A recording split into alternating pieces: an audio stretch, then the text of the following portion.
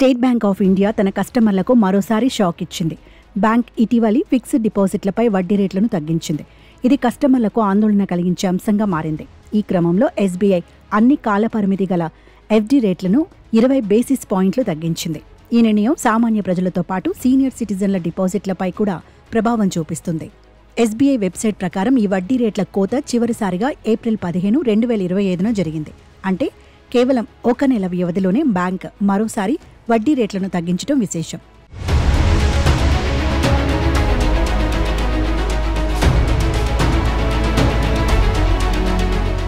ఈ వడ్డీ రేట్ల తగ్గింపుతో ఎస్బీఐ ఎఫ్డీలో పెట్టుబడులు పెట్టే కస్టమర్లు ఇప్పుడు తక్కువ వడ్డీని పొందనున్నారు. ఉదాహరణకు 1 నుంచి 2 సంవత్సరాల కాల పరిమితి గల ఎఫ్డీలపై వడ్డీ రేట్లు 6.75% నుంచి 6.55%కి తగ్గాయి.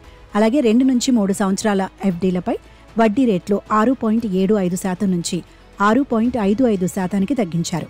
సీనియర్ సిటిజన్లకు అందించే ప్రత్యేక రేట్లు కూడా ఈ కోతకు గురైంది. ఇది వీరి ఆర్థిక భద్రతను ప్రభావితం చేస్తుంది. ఈ వడ్డీ రేట్ల తగ్గింపు కారణంగా ఎస్బీఐ కస్టమర్లు ఇతర బ్యాంకుల ఎఫ్డీలపై ఫోకస్ చేసే అవకాశం ఉంది.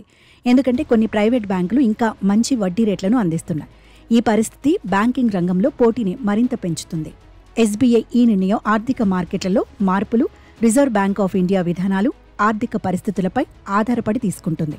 ఆర్బీఐ వడ్డీ రేట్లను తగ్గించినప్పుడు బ్యాంకులు కూడా తమ వడ్డీ రేట్లను తగ్గిస్తాయి. ఆ క్రమంలో ఇది కస్టమర్లకు నష్టాన్ని కలిగిస్తుంది. ఈ నేపథ్యంలో కస్టమర్లు తమ పెట్టుబడులను పునఃసమీక్షించుకోవాలి. ఈ సమయంలో ఇతర బ్యాంకుల ఎఫ్డీలను పరిశీలించడం, ఆర్థిక నిపుణుల సలహాలను తీసుకోవడం మంచిది. డిపాజిట్లను ఏ బ్యాంకులో పెట్టుబడులు చేయాలి, ఎక్కడ వడ్డీ రేట్లు ఎక్కువగా ఉన్నాయనేది తెలుసుకోవడం మంచిది. వడ్డీ రేట్లు మారిన వెంటనే నిర్ణయం తీసుకుంటే నష్టభారం నుంచి తప్పించుకోవచ్చు. లేదంటే మీరు ఆర్థికంగా డిపాజిట్లపై వడ్డీ రూపంలో నష్టపోవాల్సి వస్తుంది.